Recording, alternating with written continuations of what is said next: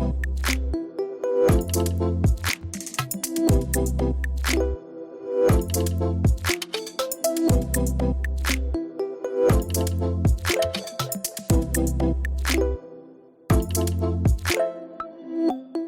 welcome to the Mise-en-Scene weekly podcast, where we harken back to our college debate days and put two movies of the same theme to battle it out each week as if peas and carrots didn't actually go well together.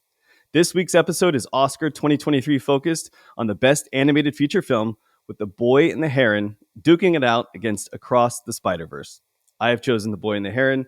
Yours truly, Stephen Rankin, has chosen Across the Spider-Verse. So let's discuss this. Let's open up the chatter here. Hopefully we can get better week over week with less plot and more actual banter and questions for each other. But this is Scene Weekly, and welcome to our world. Hey, welcome. That was good. 4. You did a good job. Yeah. Jonathan, you just got back from a Disney cruise, right? I did. Thank you for asking.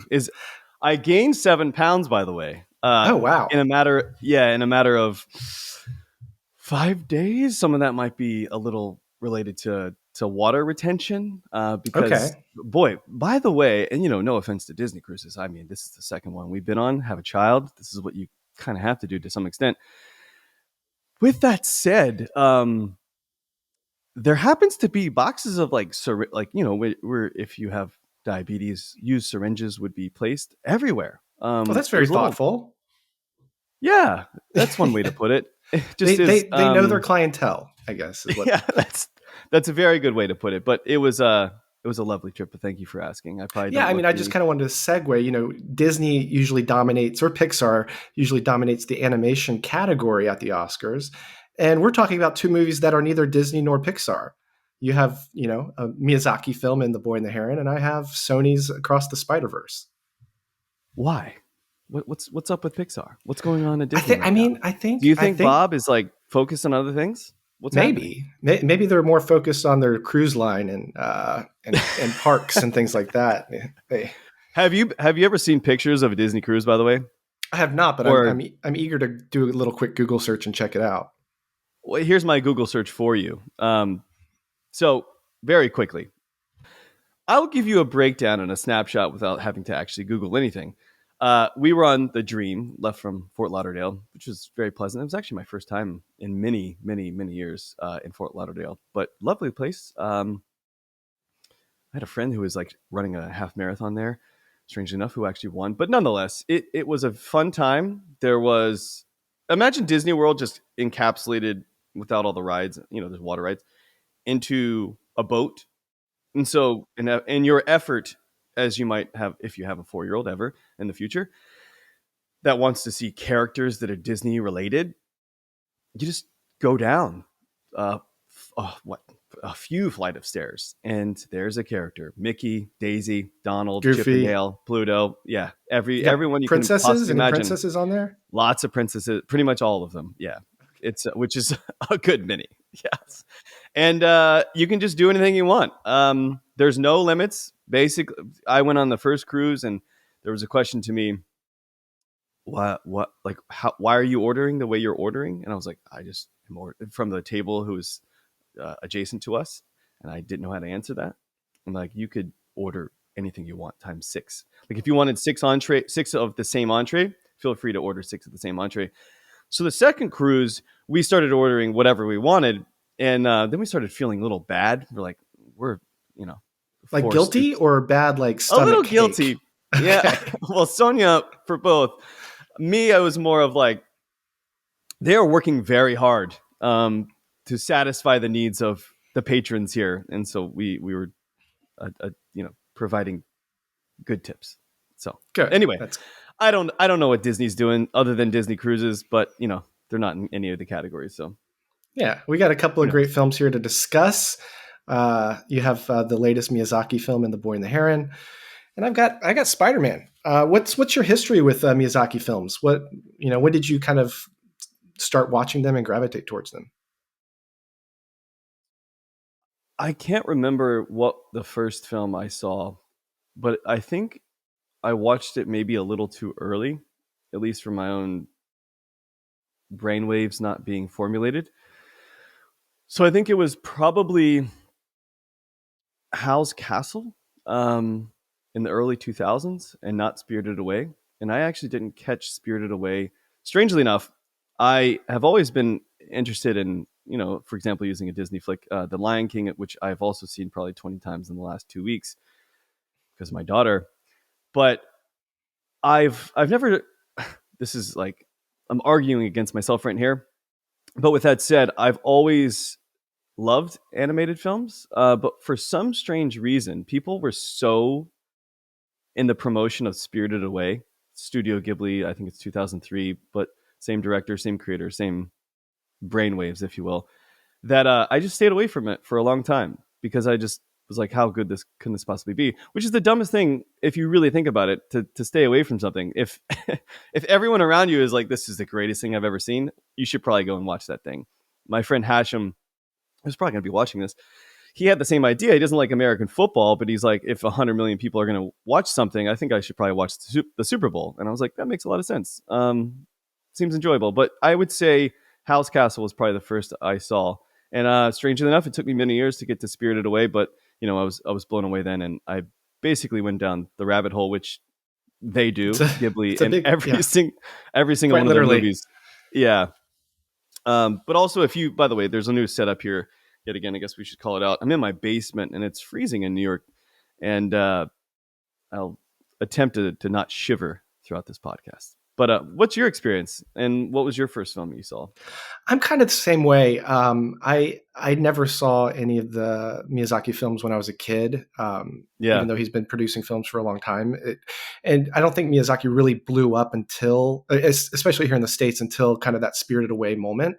And I was in college. I wasn't trying to watch. I was never into anime or animated films and things like that. Dragon Ball Z. Nah, it wasn't my thing. Um, so I kind of stayed away from it. And then I saw probably about 10 or 12 years ago, that's when I kind of put on Spirited Away, and I was like, "Oh wow. This is Yeah, not just for kids. This has a lot of deep themes and things like that." So I started kind of picking and choosing different films throughout his career and fell in love with him. Like it's a treat to kind of dive in and watch these films. That's why I was so excited when this new one came out and it was nominated for an Oscar. So we get to talk about it. yeah, I was pretty excited. I was actually pretty bummed. It was kind of like a band breaking up back in the day. I think 2013 he retired, and that was it. There was going to be Retired. no more. Yeah. Yeah, yeah. It's kind of like MMA fighters retiring or boxers retiring. People don't actually retire in this world. But I mean, he was 72 at the time, 82 now, and so it did take 7 years to make the film itself. But um, I was sorely disappointed. I also think that Tarantino, for better or for worse, his 10th movie, I think it's called The Movie Critic. Is that right? The Critic. Tarantino, Yeah. yeah, or The Critic. Is that his last? Is that his last? I don't know. We'll have to see. But I think if you're an artist, you get to decide whenever you get to stop making that art or when you're going to pick it up again. But I think Jay-Z creating the Black Album, there's certain allure to it being your last, and maybe it's your third, second, third, fourth last, whatever it might be. But nonetheless, I was ecstatic that there was another movie coming out, and I had been following this for a long period of time, which took 7 years to make. Which in essence is kind of dealing with somebody who is in the later stages of life and the twilight of their career, or hopefully not, but it does take a while animation wise, and he was very particular in exactly how he wanted to portray the characters and how the animation is set, because it's very similar in terms of the structure of Studio Ghibli. Yeah. I would kind of in a sports world kind of put this like it's not like MJ retiring and then going to play with the Washington Wizards to fizzle out his career. This is more like Tom Brady saying he's going to retire, then joins up with the Tampa Bay Buccaneers and wins another Super Bowl. Like Yeah, that's kind of what yeah. Miyazaki did. You know what I mean? Thank you for that. Yeah, it's just his movies, or I shouldn't say. I mean, because there's a collection of people here, but it's really the brainchild of him. He just is able to capture emotion on a screen when, to be honest, like it could just be even a small moving fleeting picture. set to music that touches you without any words. Which I try to find this in movies themselves, not just in animated features or animated anime. Like, because I'm very similar to you, I wasn't into Pokemon or Dragon Ball Z, but I did very much enjoy DuckTales and Chippendales Rescue Rangers, as well as Darkwing Duck, and those were like in these back to back to back 30-minute or 22-minute sections of post school television. But I did enjoy those cartoons, but not animated films, I would say, except The Lion King, and that was really wet my whistle. But why don't we get into the actual synopsis itself? I can give you a quick breakdown. We have actually decided to make more of a formulated rubric, not only on the evaluation side. So at the end of this podcast, we'll actually go through some numbers where we actually assign our own personal score to each of our movies, and as well as Steven's going to do the same for my own. And then we're going to average out the scores to see who effectively wins, since we haven't decided how best to do this. And I think this is probably the best rubric. We decided in advance as well, the percentages we are going to assign each of the categories. And so we're kind of set on what we're going to do. And if this is a complete haphazard mess, well, we're going to figure out what to do in the future.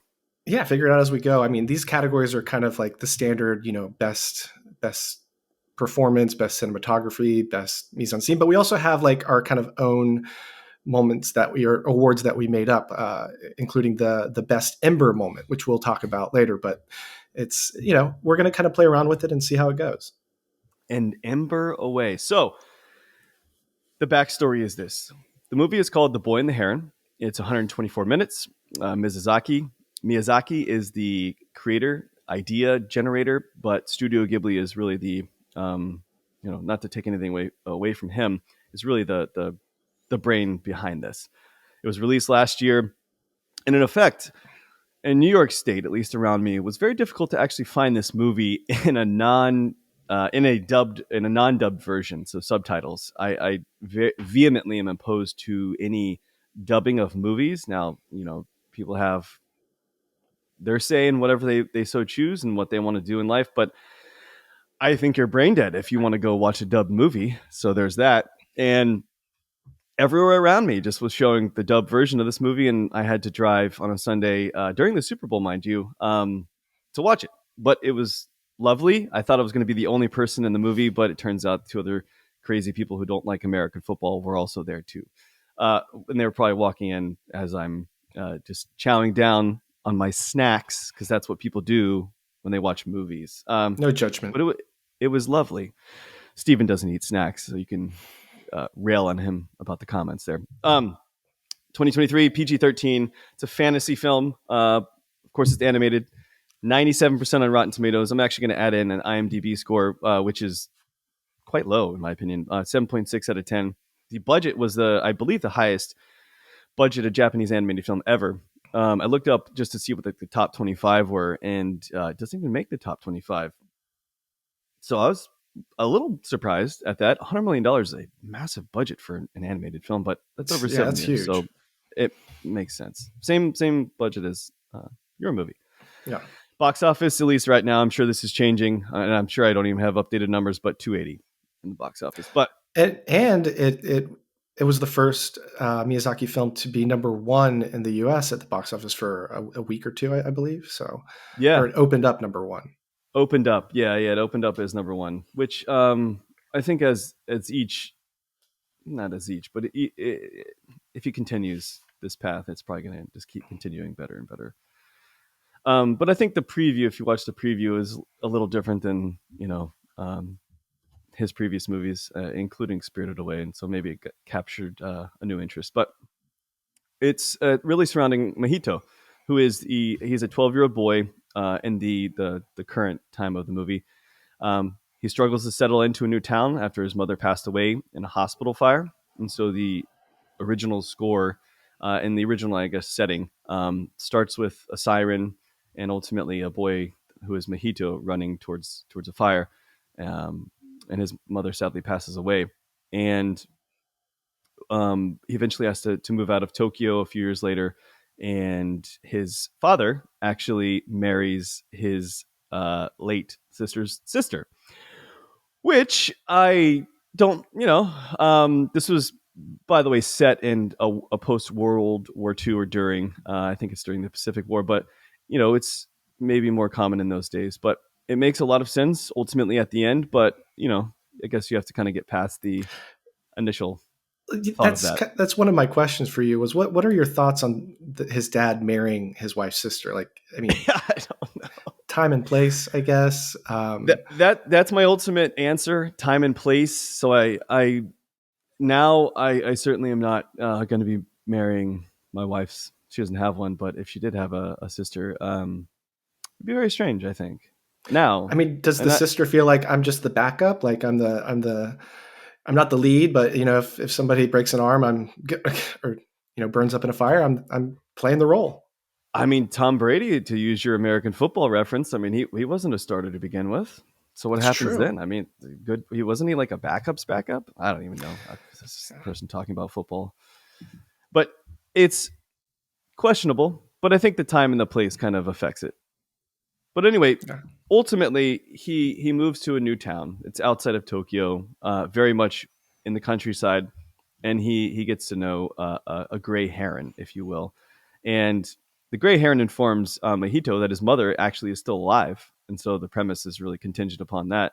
And he enters an abandoned tower, and boy, is it a tower to search for his mom to another world. And those worlds become more like an inception where there's dreams inside of the world and there's thoughts and memories that come up and bubbling over of, in essence, characters who take on different life forms. But um, it's an interesting quandary and mix of dreams mixed with current thoughts of And the trying to subconscious too. balance life's obstacles, especially after trying to recuperate and understand that his life is entirely changed, and trying to deal with the balance between creativity and staying grounded in reality as well. And I think that's the entire thought that Studio Ghibli had, is the fact Yeah. of trying to find balance. Yeah. This was a very, I think, Miyazaki's most personal film, based on a lot of his life as a child. I mean, he did grow up during you know World War II, and he did move to the countryside. He didn't lose his mom, but his dad was he produced Same. airplanes and things like that. So exact same thing. So a very, very personal uh, you know story on his life that he wanted to tell as his last one. I mean, this movie is a trip. This movie is, like you said, down the rabbit hole. I got touches of Alice in Wonderland. I got touches of The Wizard of Oz, a little bit of Charlie and the Chocolate Factory. Yeah. And you stir all these things together, added in Miyazaki, and I had a blast watching it. The first, I guess, 45 minutes to an hour was very still, was very peaceful, was very serene. And it kind of almost lulled me to sleep in the theater. Grant, I was sitting in a reclining seat that was heated and everything like that, but like it was very, very just peaceful, relaxing, still. And then you kind of get thrown into this world when you go into the castle, and like you said, down the rabbit hole. It was a trip. Yeah, that's very common, not in the start of movies, but it's very common in Studio Ghibli to do that and have these segments of film where you are kind of lulled into like this thought process, and it does it very well with music. Um, and I love the fact of, like, I'm speaking to a different movie, but Spirited Away was able to do that with a piano. But outside of the first 5 minutes of his mother dying and the fire, but yeah, it's just setting you up to expect something, and something I'll talk about later. But it's setting you up to think one way and then kind of like throw you a curveball of what actually is going to happen, because you're thinking this is going to be, going into it, you saw the trailer and things of that nature, but you didn't know how wild this is actually going to possibly be. And there's this is probably a podcast. This is, I mean, you could probably have an entire book about this. You could probably have an entire like class of it, literally an entire semester discussing, why did they go into the front door, and was there a back door, for example, to the tower, and like why did they choose to go in the front door? Did he have to go? You know, it's things of that nature. The reflection of his mother, which was very ephemeral, and the gray Heron said, you know, this your mother is still here, and you know, water took her away immediately. There's a lot of references that I think you can kind of carry over to a metaphorical side of life, but the backstop for me at least, and you know, it's taken me 42 years to kind of understand the complexity of this, and you know, I've always liked movies where not necessarily where I'm scratching my head, but kind of. I like movies that make me think and aren't so simple. And I think this is in all of Studio Ghibli's movies. There's always some underlying current of challenging your philosophical views, whether they're simple or complex. But there's always something that you can think about and take away. This is not a movie I think watching at one time we should probably even have a podcast for. I think this is one where like in like three more viewings you can actually have a more substantive conversation. But I think, and I harken back, and I try to think about this. I harken back to earlier times of the 80s, for example, or 90s, or even before of like Total Recall and Blade Runner, and these are, you know, Philip K. Dick inspired movies, and some short stories and books. And then eventually, what caught up in my mind is Minority Report, Scanner Darkly, and Waking Life. They're all Philip K. Dick inspired, but just weirdness, kind of to some extent. If I were to put it in like a couple words, weirdness with meaning. And Yeah, I not just made that up. not weirdness for weirdness sake. No, Not but the strange dreamlike qualities of it add layers and layers to the storytelling. And this is, you know, this is one of those films, like you said, it doesn't hand you the story on a silver platter and say, this is what we're telling. Um, it gives you pieces, it gives you fragments, it gives you ideas to think about and ponder and wonder, was this all a dream? Was, you know, this fantastical journey? Was I usually judge films in my mind of how long does it take up space in my brain after I've seen it. yeah, And yeah, this film, I saw it about a week ago, and I've literally thought about it every single day since then. Just little yeah. parts, little pieces. And yeah, granted, we're doing a podcast about it, so I kind of have to. But even it crept in my mind in other ways as well too. And that's when you know a film is powerful. And I think that's the magnitude of what they're trying to do in terms of metaphor and in terms of meaning. Where I think good poetry, in essence, or anything really good artistically, you know, looking at the Mona Lisa, for example, and I'm not trying to compare different art forms, but to understand that each of those items is going to challenge you and it's going to stay with you, and you're trying to figure it out as you go to sleep and waking up the next morning. And I think for me, like Memento, 12 Monkeys really was a mind fuck for me, where I was just like, what just happened? And Memento afterwards as well was like, I just remember, I don't know if you were there with Milt and I when we were watching it all together for the first time, and I was like, what was that? Like, I need to watch this immediately. I don't really understand what happened. Maybe I haven't seen enough films up to this point, but I think it did stay with me as well. It's still with me. I think it's going to take a little while to unpack, but I did watch it last Sunday, and it's been, you know, a Disney cruise away. And 7 pounds I have gained, by the way. I don't know if I said this yet, but geez. Also, Yeah. my going off topic, my daughter, I was trying to teach her, you know, how the old trick of like stealing somebody's nose. Okay. Have you stolen somebody's nose before, or, you know, I pretended have, yeah. to I have have nieces. I yours? have nephews. I've Yeah. taken a Well, few. taken a few. Well, I give them back. for, I mean, they need those for. Yeah. so this is the first time I've attempted to do this, or maybe I've done it and she just didn't care. But I tried to teach her how to take somebody's nose, and then she tried to do that to me, and she just went full in on nails to nose, and so I had on a Disney cruise a scraped up nose. I guess you can't even see it, but nice scab. So anyway, I'm not scratching at myself, but nonetheless, I look like I've been scratched, and she got some of my nose. So I guess technically the joke's on me, and it worked. Yeah, yeah. She got your nose literally. This film, going back to the Boy and the Heron, it was almost kind of like it was. There was moments where it was unraveling into the surreal, and the first moment that caught me on that was seeing the teeth of the heron, and I was like, what is going on here? I mean, that was like the Yeah. first instance where there's something strange afoot at the Circle K. Like this is weird.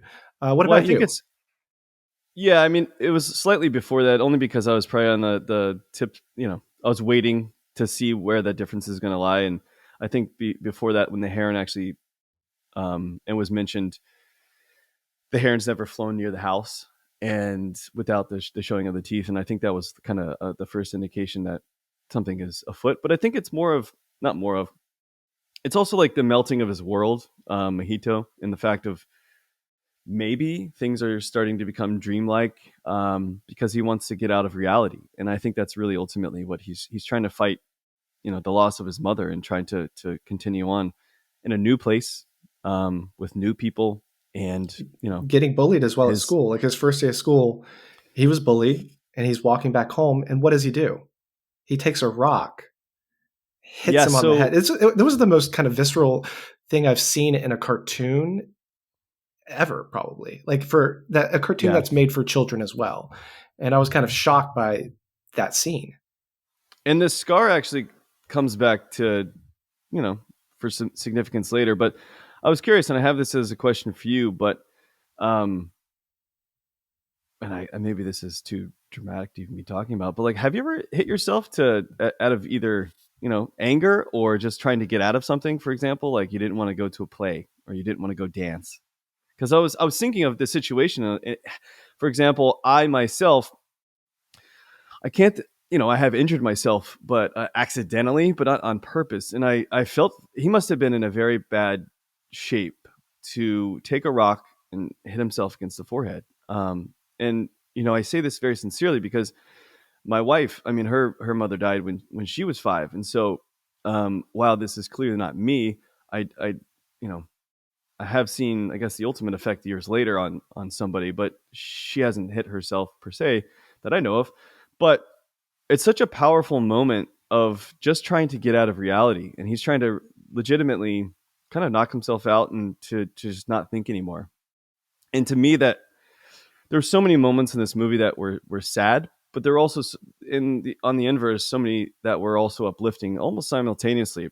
And in those, the choice of the ember moment of what the film represents, I have hundreds, but that would be potentially one of them. Like trying, if you have this overarching theme of trying to balance reality with fantasy and your own dreams, and having a problem doing that. And I think that's the essence of this movie. That's one of those moments of like, he's having a hard time. I mean, but look at his reality. It's a very, very difficult reality. His mom passes away. He's in a new place. He's getting bullied at school. He's having a very difficult time, and he just wants to get into fantasy. And that's where he goes into the tower, like very, very soon after. I think it's like a day later. Yeah, I But mean, it's it, I to answer your question from earlier, I've never caused self harm, but I definitely faked being sick just to not go to school a few days because I think I like got a new video game and I wanted to play it or something. I don't know, just one of those yeah, things when yeah, you're like in middle school. But I have I for me myself kind of relating to this personally is I moved around a lot as a kid, and I had to be the new kid at school. Granted, I never got bullied per se like that, but I definitely felt like an outsider, and I definitely felt like what am I doing here? Uh, how do I make friends? It was difficult, and it topple that on with like your mom being burned in a fire, World War II's going on, and of course he wants to get out of reality. Of course he wants to escape and not deal with the problems are at hand. Because when you're a kid, even as an adult, like you find coping mechanisms to get out of reality, whatever that might be. And as a Yeah. kid, what do you know? You hit yourself with a rock. And that was so visceral, but so powerful. And I mean, just trying to decode this movie, wondering, I'm kind of jumping ahead of myself, but with the grand uncle, the old man, the first kind of part that you see him, and there's this big rock that's saying, "This is what started it all." And is that the rock that he hit himself with the head? That's kind of what I gathered from it. Yeah, I don't know.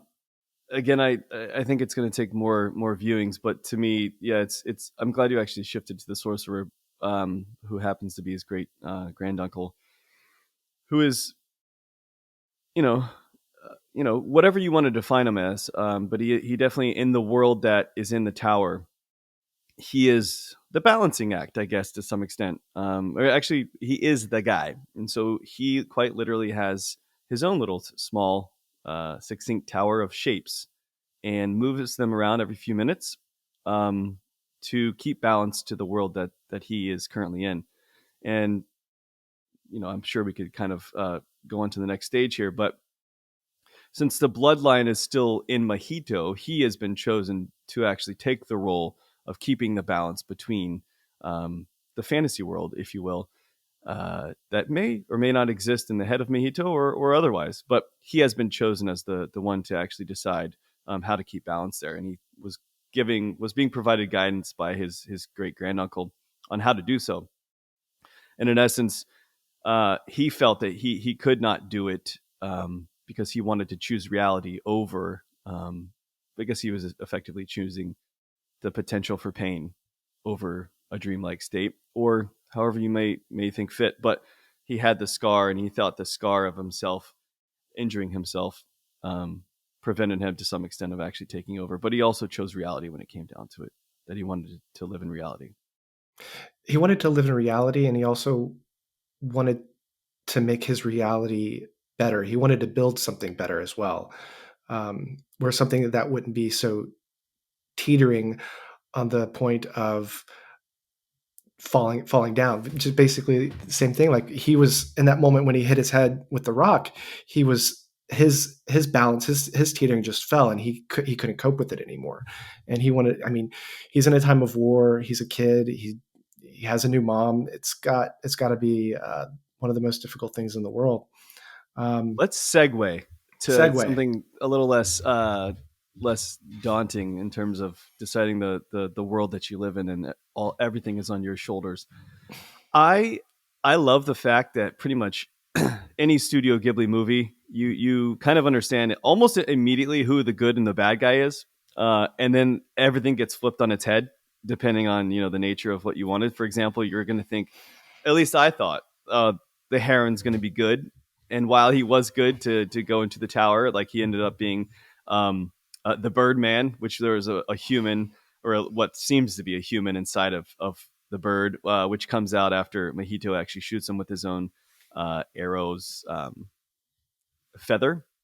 But nonetheless, what are your thoughts on the parakeets, which in the world of in the tower world, they're just anarchists, and so there's a lack of fish, for example. And so since there's a lack of fish, the parakeets who would eat fish, the pelicans who also would eat fish, are now attacking pretty much everything they want to, uh, but trying to eat things they wouldn't normally eat, in essence creating a nightmare for Mojito and anyone that's going to be included or involved there. What were your thoughts on the parakeets and just the world and the characters? Because I thought they were so well done, and even though you with the little moving clouds of the little creatures, I don't Hmm. even know what to call them, like they had their own like cuteness, like Spirited Away with the little spiders. They have their own cuteness to them. But what were your thoughts generally on the parakeets and the pelicans in the world of lack to some extent? I think Miyazaki is one of the greatest at world building. He can create something so fantastical, and you believe it, and you go with it. Yeah. And the Parakeet King, um, and all his little menus, like this is kind of where it gives me that Wizard of Oz feeling of like the flying monkeys, and the whole one of my favorite moments was when say I need to have a rewatch on this, but I think I know. Mahito was trying to escape or run out, and the parakeets are chasing him, and he gets into reality, and all the parakeets just start turning into small, actual little parakeets, and it's just this beautiful wave of them coming out and then just getting smaller and smaller and smaller. I thought that was beautiful and brilliant. Like I said, the world building is incredible.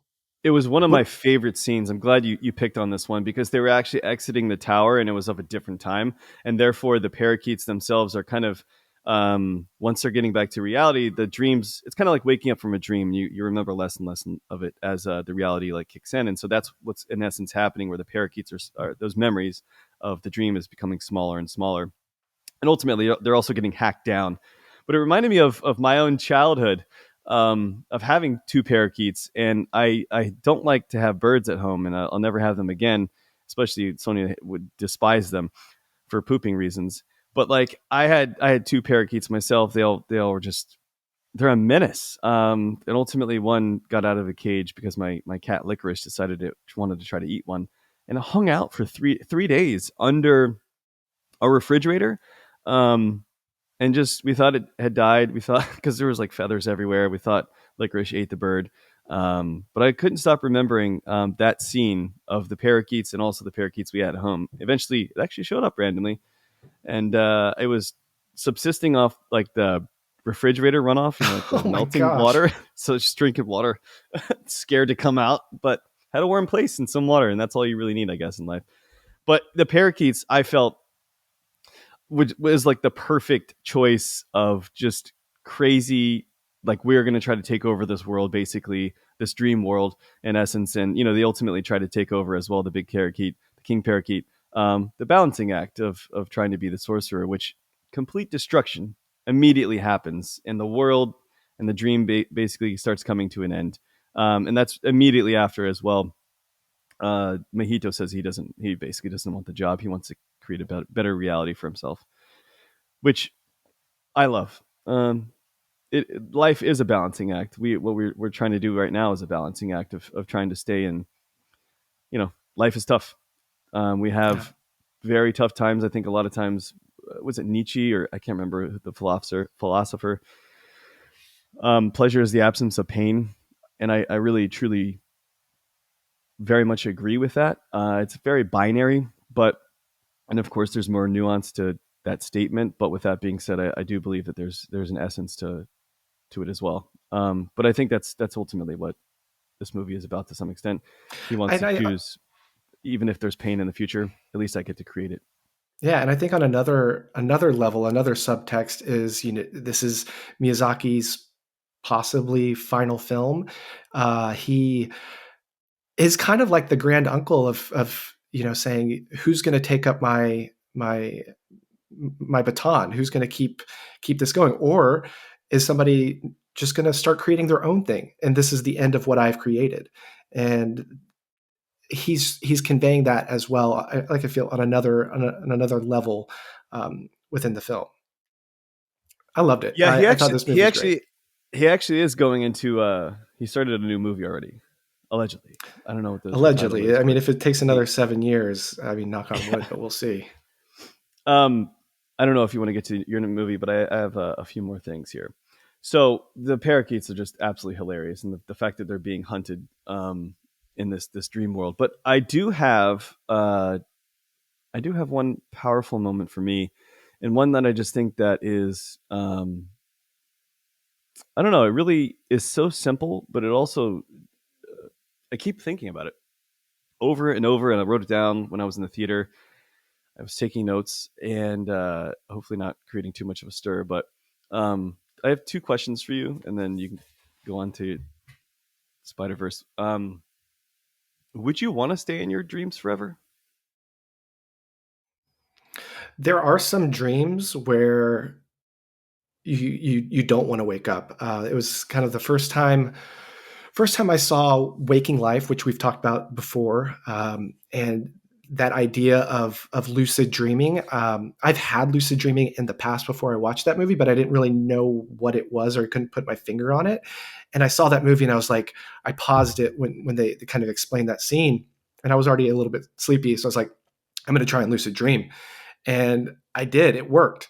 And you kind of have to teeter on that like awake slash dream space, and you can do it. And it's just a balancing act. But to answer your question, no, I always prefer reality over dreams. I mean, because it's real, and even though dreams can feel real, it's you gotta go with what's solid. What about you? Do you think that this reality is a simulation or a dreamlike state as well? Wow, that's another that's another long conversation. I don't know how many times recently as well that I've just been, this has to be a simulation, right? I mean, this has to be like, but I think that the human nature is fairly easy replicable in that, probably people are having very similar thoughts, and whether there's a collective consciousness or not, it may just be a simplicity of individuals having similar thoughts because we're of similar creatures and we're pretty basic and simple when it comes down to it. We all eat food and drink water and have to sleep from time to time, but I think there is a simplicity to us. For example, we don't even know, the universe 60%, 66% is dark matter, and what is it? Who knows? I don't know. So maybe we are in a dream, in a simulation, but I think when it comes down to it, whatever this reality is, one where I think I'm awake, I think I'll take that all day. For example, I woke up 6:51 today, which is like every for the last 3 days. 6:51 has been the time I wake up, strangely, and I woke up from a dream, and those parakeets were fleeting and getting smaller and smaller, and I was like, "This is such a cool dream right now," and I was like, "I can't even remember it." Yeah, it goes away so fast. So if I It's could remember my dreams better, maybe. But I did go through a time for lucid dreaming as well. I took an intro to philosophy course, and it was lovely. But nonetheless, I want to get to the last point, and I did have a lot of questions here, and I enjoy this. Um, I This is so powerful, and this is my Ember moment. And the Ember moment, to wrap this up, we've changed the idea of waking life moment, where there's a moment in a film where you feel it represents either your feeling of the totality of the film or the meaning or whatever it is to you. But it's this one moment in a film, or it could be a collection of moments together, that it connects with you better than anything else during the movie. And for me, it's a quote as well as the moment. So Himi, who is the character inside of the tower, who is actually a younger version of Mihito's mother, who is of course alive, and the Heron was telling the truth that your mother is in fact alive, and in your memories is alive, or possibly in real life, depending on, I guess, the simulcast. But there's one quote. It's so simple.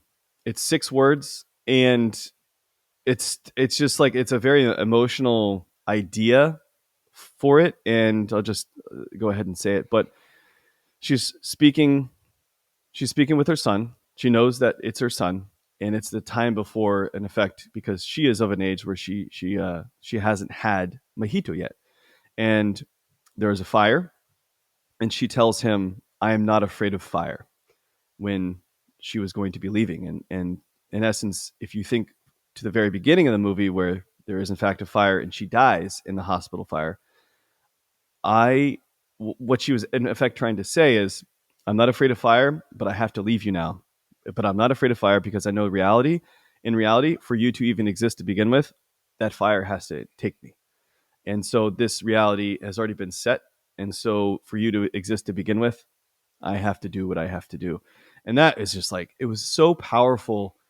Because everyone's scared naturally, inherently, of fire. But the fact is, what she's actually trying to say is, just, I'm not scared because I love you and I want you to exist and be you and create your own reality as you see fit.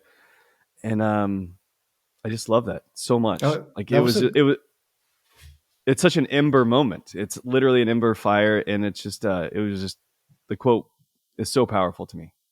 no, that was a great moment, and that it was allowing Mihito to take his grief and replace it with a feeling of gratitude, and a feeling that he had his mom feeling at peace. Basically, he could be at peace that he knows that she's not afraid, and she wasn't afraid, even though Yeah. at the very first scene we see him running, across everybody just to try and save her, but he couldn't.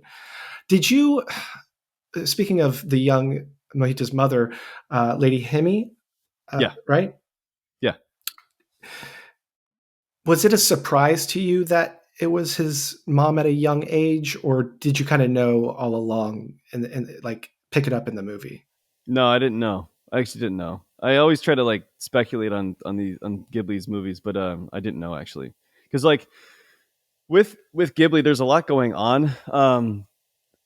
The Heron can, like, I always think the Heron can be good, the Heron can be bad, and that's what I was saying at the very beginning. Like you always think you have something figured out, and then it just gets flipped on its head. And I think I kind of get so unsettled that any possibility could happen. So I don't really You get don't try and zone in on like, okay, this is the story and that's what's going to happen, I because do at the then, beginning. I do at the yeah, beginning. I'm like, oh, this is it. And then like once it shifts a single moment, I'm like, whatever. I'm down for the ride here. Basically, buy the ticket, take the ride. And yeah, I'm just one, like, we'll figure it out. We'll see what happens. yeah, the one scene that kind of got me hooked early on, when I was like, is that his mom at a younger age? Was when she gave him the bread and the jam and he was eating it, and he said that this is just like my mom used to make. Yeah, That yeah, was like an inkling of like, okay, what's going on here? And yeah, yeah. No, but it it, was good. Just overall, this movie was fantastic. It was the yeah, first movie I've actually seen since I think the Batman, which I saw with my mom and my okay. family in Colorado a few years ago, or 2 years ago. But then before that, it's probably been another 2 years. I really enjoy sitting in a theater, very much so. Yeah. It's been Um, fantastic though. Loved it. my I have two kind of quotes from this movie that I really liked. One is also just 6 words, and kind of we kind of touched on, but the Heron says to Mahito, "You'll forget in time. You should," and that's what happens with all dreams, right? But it still stays with you even if you do forget. Like in your subconscious, you have that feeling of peace and not grief, because you experienced it in your subconscious. Um, another quote that I liked was, uh, Kiriko. She was the younger version of one of the seven housemaids. Yeah, She also had the scar on yeah. her head. She said, "A gray heron once told me that all gray herons are liars. Is that a lie or is it the truth?" Mahito says, "A lie." The gray heron says, "The truth." Truth. Yeah. And you don't know. You don't know what you can believe. That's I love that as well. That was another quote. That was my second backup quote. I did very much enjoy that. That's what I like about all the Ghibli movies, though. Like where even it become in you know the entire studio is kind of like known for this, is just challenging your notion of what things are or what they aren't. And is the Mona Lisa smiling, or is she not? Or is she, doing a different smirk? So you never know. Well, we can have debates all day, and I guess this is why we have a podcast to do it. But I want to say this to segue into the Spider Verse, which I love movies that are metalogical in nature, and I always have. When things get too metalogical, sometimes they're ridiculous. But I think both of these movies are of a perfect metalogical nature of being, quite literally in the Spider Verse. There's a multitude of Spider Men and women and creatures, T Rexes for that matter, and I just love that we chose these two movies that are very metalogical and kind of just they're up for an Oscar, but are both unbelievably fantastic. Yeah, I found the link between the two, with the parental figures. One in The Boy and the Heron, he loses his mother, he can't save her, and he has to deal with that grief.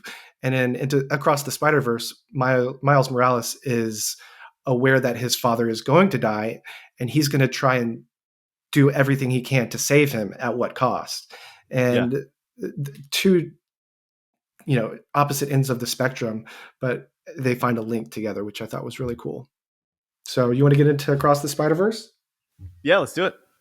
All right, so my movie Across the Spider-Verse, it is the sequel to Into the Spider-Verse. I believe it came out in 2017, 2018, but this was a budget. It says around 100 to 150 million. It was delayed by about a year before it came out.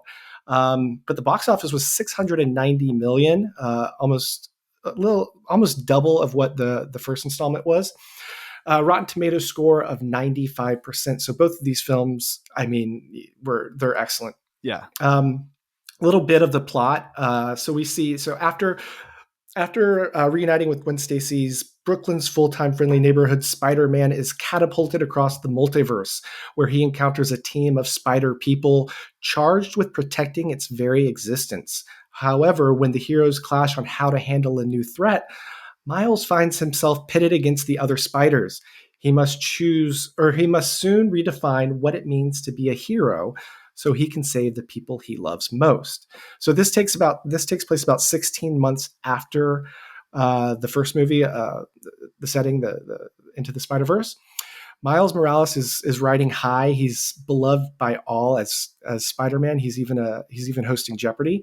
He's doing well, right? He's his Spider-Man persona is doing well. Him, on the other hand, as a young teenage kid trying to navigate life, it's a little bit more difficult. He's trying to be Spider-Man and save people, but he's also late for school functions and school meetings and things like that. I do want to point out, I love the opening of this movie, how it focused on Gwen Stacy's story rather than Miles Morales. I feel like Gwen Stacy this was also her movie too, not just Miles. Like this was like both top billing for both of them.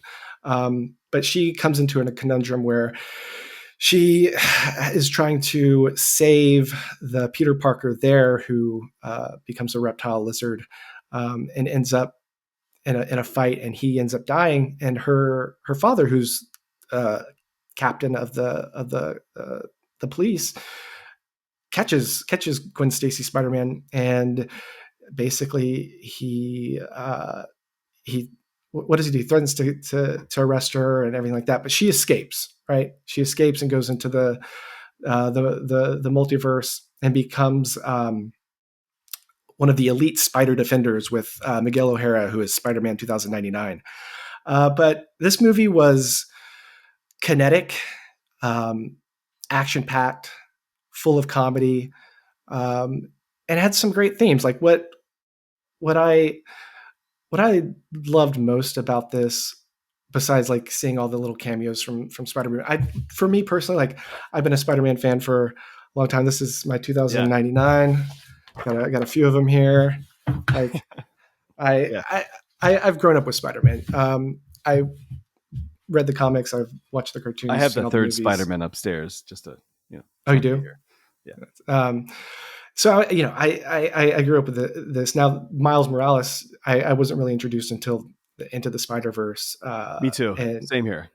Yeah, and he's a little different, right? He's the anomaly. He got bitten by a radioactive spider from a different universe, so he wasn't supposed to be bitten, which is a big plot point in the movie. By the way, and I have a question for you, because immediately off the bat, it was stunning for me, visually stunning. The directing I thought was, honestly, I can't think of another movie that is as stunning as this movie, and specific to the directing when there's an animated film. And I thought of a quandary, and I was like, is this real? Because I've seen Skinner Darkly and Linklaters doing Waking Life, and he created rotoscoping. And one of my first notes was, how the fuck did they do this? And then it's like, because there's 3 directors, first of all. And then Right. I was like, is this rotoscoping? And if not, how is this? First of all, this is like an idiot asking these dumb questions. But like, I have to ask you, because I have no idea. I didn't even look this up. I'm using you as Google. It's fantastically a breath of fresh air. If you were to take like the snapshot of each, not only scene, but like just the camera image of whatever still you have, there's a lot going on, like intimately, especially on the streets, especially like in the microwave scene that comes later. There's a lot going on. How was this even done? I don't know. This is one of those things that I'm amazed by at the craftsmanship, and I have no clue. I do know that the first occurrence of rotoscoping was in a 70s movie called Wizards. But it was not the whole movie. I think the first whole movie was Scanner Darkly or Waking Waking Life. Life. Waking Life, Waking yeah. Life was the first, yeah. First whole movie where, and for our viewers that don't know what rotoscoping is, basically taking it, filming it with real people, and then using uh, computer graphics to illustrate over that. It's a very long process, and it's very very hard to do and time consuming. But no, this was all. I mean, this was computer generated, hand drawn. All the animation styles they had so many animation styles they had to do. I love Gwen Stacy's world that was like all watercolored and Yeah. things like that. Like a beautiful animation. Um, even like cutaway scenes, like I don't know if you remember the Lego scene Uh, in this movie. the I didn't want to get in immediately to this, but like that, if you were to if you were to boil down like a 5-second scene of this movie, that's my favorite part of the whole movie. I It was was great. laughing hysterically. Like the Lego guy, like Lego Spider-Man is literally giving a cameo in a Spider-Man flick, and I was like, where metalogical becomes like a frayed to nth degree. I was like, this is hysterical. I actually wanted more of Legos. Oh, so did I. Um, So, yeah, yeah. this is one of my like facts that I found out about the movie was the Lego scene was actually directed by a 14-year-old YouTuber who Really was a fan of the Lego movies and like did his own Lego fantastic. YouTube things. And the creators of the Lego movie, who also wrote the script for Into the Spider Verse, contacted him. His name is Preston Mutanga, and they basically said, "Hey, we want you to direct a Lego scene in our movie." And he every day after school would get on Zoom calls with the directors and the writers and like, all right, this is what I'm working on. This is what I'm doing. This is the storyboard you sent. And he created that 45-second clip, which I thought was really amazing. No, it's more than amazing. I mean, it there's many moments of the movie where I was laughing out loud, but that I was hysterically laughing out loud. I just thought it was perfect. It was the perfect moment as well. There's a second moment, I'll let you bring it up, but that I thought was almost equally as funny, maybe a little more. But nonetheless, you can get into it. And I I'm guess wondering what that is. you don't have to get into it immediately. I'll see if you bring it up and not. I'll definitely bring it up. But I love the original. I don't know, the first few minutes where there's a shout out, and throughout the entirety of the movie with number 42, with Jackie Robinson, Brooklyn Dodgers. But I love that, and also the different way of visualizing animation they were able to compile, which is mind numbing. Like I have no idea how this got made. It's unbelievable the way it was directed. But it reminded me initially of where there was like the white on white scenes. I felt like kind of watching Spielberg's Ready Player One, where there's like a nod Mm-hmm. to pop There's culture a, with Aha's Take on Me, where there's that white yeah, on white like camera, and I was like, this is so good. This is very yeah. enriching. And I mean, you don't have to be a fan of the comics or Spider-Man, but it makes it that much richer if you do kind of catch some of those inside jokes or those little cut scenes and things like that.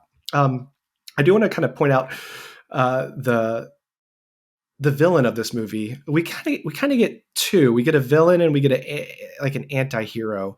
The first villain is what we would call they called the villain of the week, which was the Spot, and he's an actual comic book character created in 1984, 85. I looked this up. First, he was voiced by Jason Schwartzman in the movie. Great voice actor, fantastic Mr. Fox, things like that.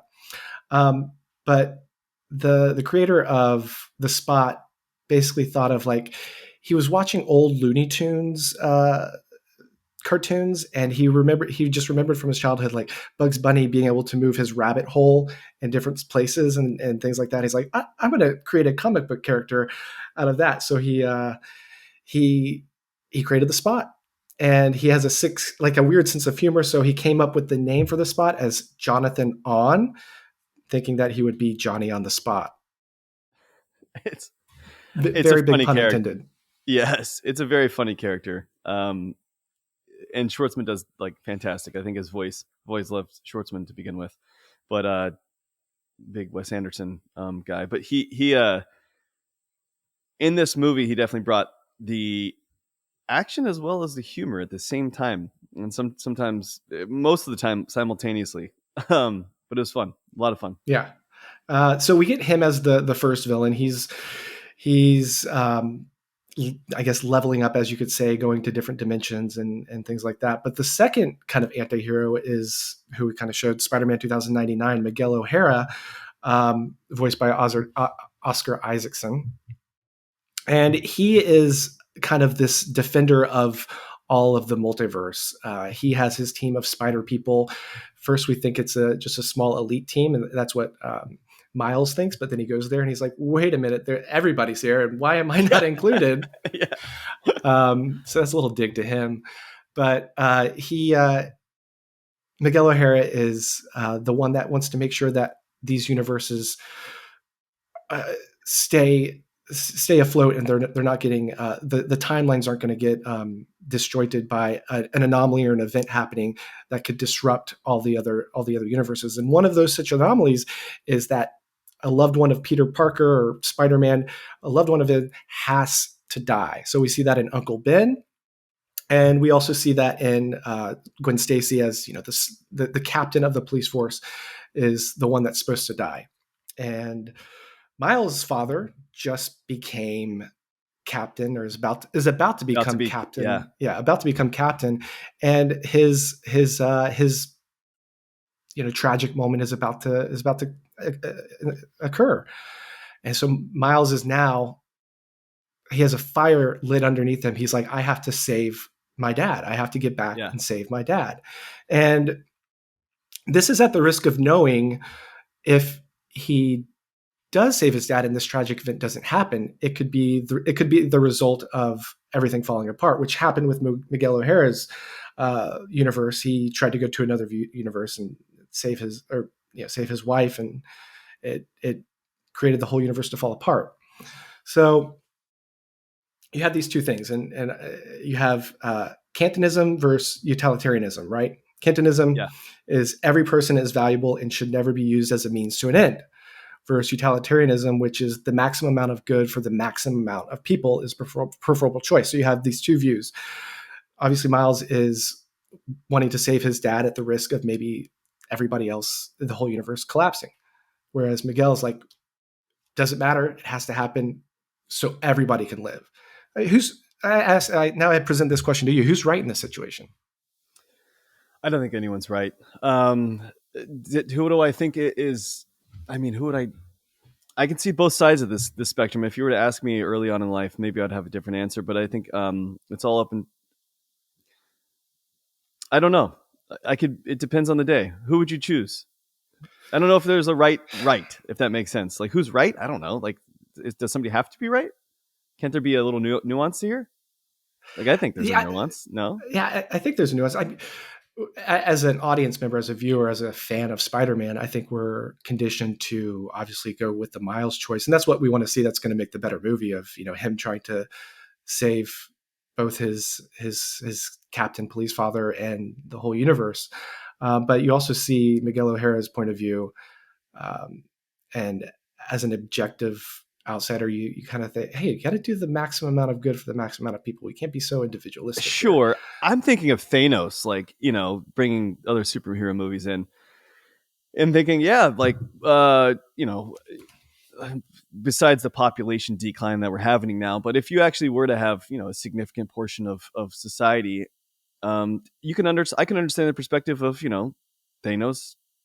These people got to go, and then other people thinking, not quite sure we agree with you. Right. There's two perspectives, but yeah, there would be no movie if there was no conflict, and therefore this movie has to exist with Miles' perspective in mind. But I think there could be both ways. There's more nuance. I think they're both on very, very different perspectives, and I think it goes back to my original comment at the very beginning of we don't understand the universe, and probably Spider-Man doesn't either. 66% of our universe is dark matter, and I think we're probably too unintelligent to understand everything just yet.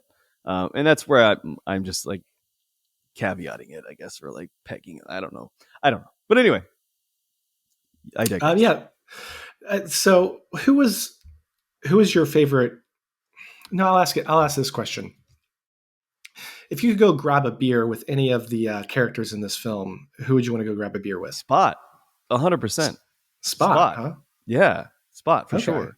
I mean, I like all the characters, but I mean, I guess the Lego Spider-Man would definitely be the number one. Like, how do you move? How do you even like do things? Like, do you use the restroom? Like, I'd have a lot of questions there, which would be fascinating. But the idea of just, I don't even know what to call him, an interdimensional creature that can go throughout time and people. I don't know. Spot seems like a pretty cool character. Has lots of jokes, and deep fried feelings, possibly. But I think Spot would be my guy. What about you? Man, I really liked every scene that Hobie Spider Punk, Yeah, Hobie. Yeah, everything that he was in, everything like he just was. He's like my guy. Like fuck the establishment. You do you. Like, why am I even part of this elite spider gang? I'm out. Like, yeah, I want to hang out with that guy. I think he'd be a cool buddy to grab a beer with. Um, but yeah, this movie is it's a sequel, right? And it's also a part one. So we get that cliffhanger at the end, and we're going to be we talked spoilers earlier about the boy and the heron. We're going to talk spoilers here, but what did you? I don't think it was more of a twist, but more of like that. It was a rug pull, kind of yeah. right from out under you. How You're did you talking feel about about that? to be continued. Yeah, but like Yeah, the scene where you kind of find out, wait a minute, Miles is not in his universe; he's in the spider's universe that bit him, yeah. and that means there's no Spider-Man there, but he's Except there, him. Yeah, except him, and theoretically. his uncle is still alive, who was the Prowler in the first film, Yeah, and you kind of get this rope pull, and you're like, oh snap, shit's about to go down. yeah. I mean, if you the entire movie is like anything can exist, right? So therefore, he's just in a partial universe that things are different, and it's that string theory, effectively. Yeah, And so, but to me, I had a question for you sure. because I primarily, not to hate on this idea, but I haven't seen very many, and I tried to look this up. Like, what's the best?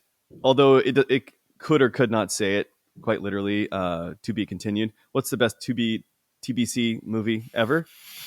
Whew. And it turns out, I guess a lot of people currently have said Spider-Man or across the Spider-Verse, but which makes sense. It just came out and people are loving it. But I was thinking of one in particular, Lord of the Rings, the first one. There's no TBC, but it does, as it pans out to Gandalf and others riding on horses, and Yeah, it just cuts. And I think I saw that in theaters with you. Now that I think about it, yeah. I think we were in but Colorado at the time.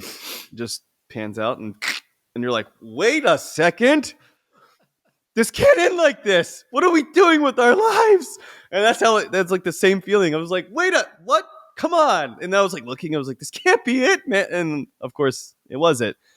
Yeah, However, I like the idea, I think, of to be continued, but it needs to be continued a little more fast. And I'm not of the guys in understanding that things need to be neat and packaged as like an American viewer typically are in terms of we want things dubbed, we want it our way. I'm not that type of person, but I just don't think I like the to be continued. I'm definitely on the binary spectrum here. I definitely I don't like it. I would prefer if things go to hell, or if this comes out in a two-part series. Like, for example, I didn't like the fact that Breaking Bad was split into two different versions for season 5. I just thought what about Kill Bill? Kill Bill, it actually had a totality though for the first, and each of It those did, yeah. movies can kind of like stand on their own. And while it's an extension of it, of the original story, I just felt like you could watch one, like you could watch two without one, and you could watch one without two, and they're all kind of like the same to me. And while it's kind of similar to The Godfather, the same, what I would just repeat there, it applies to Godfather 1 and 2. While it's an extension of the story and a continuation of the story, I just think that, it's not necessarily a to be continued, whereas this one is, where it's like cliffhanger, pull, the rug's pulled from under you. You, Yeah. you bought some Bitcoin and now for 50,000 and now it's at 10. Whoop. And You just I gotta just hold on was, and wait for the trilogy. Wait for I mean, that's the that's bull what we got run. to do here. Yeah, but what were your thoughts on the TBC? When I first saw it, I was like, "Oh my gosh, this is great! This is going to set it up for such a great third film." And then I got to thinking, I'm gonna have to wait 5 years to watch this third part. Am I even going to be interested in watching it? Like, it's not like one of those things where it's a cliffhanger on a TV show and you get that next episode the following week. Like, this is a long time. So I would have rather preferred a little bit more of a little bowstring, a little bit of, more of a Yeah, closure on that film. But I kind of want to jump back to the Boy and the Heron, because a lot of people are talking about the ending to that and how it left some people dissatisfied. What do you think? it didn't leave me dissatisfied. I think most of the Ghibli movies, it's so open for interpretation. The way I felt it he chose reality, and I'm not saying that's good or bad, but for him, that's what he decided. The boy, and I felt like his mother was kind of that signing off, even though it was a earlier version of herself. She's still the same person in essence, but I didn't think of it as a cliffhanger. This clearly was a TBC cliffhanger, and also Yeah. one in which the universe hasn't been explained to you really. Like, you have found out where he is, but what has existed in that moment, or moments, we have no idea. So I think of them as vastly different, but I didn't think of it as a cliffhanger. Oh, I didn't think of it as a cliffhanger at all, but I felt like the Boy and the Heron. For me personally, I also I liked the ending a lot. I thought it was very poetic in the sense that it's, again, we go back to the very still, calm world. He wakes up out of bed. You see the newborn baby. He's actually a toddler now, but they're going to move back to Tokyo, and it's just a very still scene, and it just kind of says, like, life goes on. Yeah. Life goes Da, on. da, da, da, Like, life goes on. yeah, I exactly. know. So going back to Spider Verse. Um, I have a question for you. Go ahead. Yeah, Do you really think children with superpowers would actually help the world? you're saying children or teenagers? There's a difference here. Let's teenagers. Okay, teenagers. And I guess you can even wrap in the fact of like adults. Like, I feel like if I had somebody saying with their last dying words, with great power comes great responsibility, and I had great power, I'd still probably be a fuck up. I'd still probably I'd still probably like just like sneak into movie theaters and the weight of skip this. You're like, what, what? What do I have to do? There's other. I didn't sign up for this. Great yeah. responsibility. Define great responsibility. What do you mean by Like, that? do I Can I have to get have a some good notes credit here before score? you leave? Yeah, like, is 650 good? What do you have to do to get a car? Oh, yeah, I don't know. I was thinking about this throughout, and I was like, man, if I were a teenager, and I don't know, we probably shouldn't discuss this, but like teenagers, if you had the powers to do whatever, not whatever, but I just, the maturity of a teenager to want to change the world or help the world around them is, it's admirable to say the least. And even adult helping others, it's also admirable. But a teenager, boy, they're psychopaths. And I don't know the last time you've hung out with a teenager, but teenage boys are maniacs. I mean, you were Yeah, a maniac. I was a maniac. Just yeah, I try and stay fueled with away from it. Like, rage. I had to go to a mall here in San Jose to see Boy and the Heron, and I literally, like, I saw a bunch of like teenagers, and I just wanted to avoid it as much as possible, because yeah, they're awful. They're awful little people, and I don't think any of them would try to save the world, um, or save anybody for that matter. I have another question, unless you want to get into something, but it kind of goes hand in hand to some extent as being a teenager.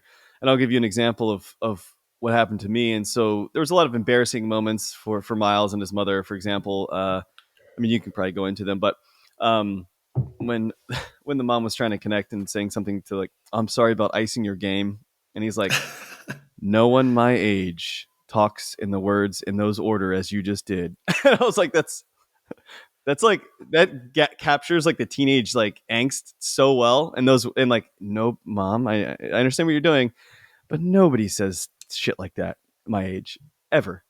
I mean, I thought she was being pretty hip. Like I thought, all right, cool. I didn't think it was that But, bad.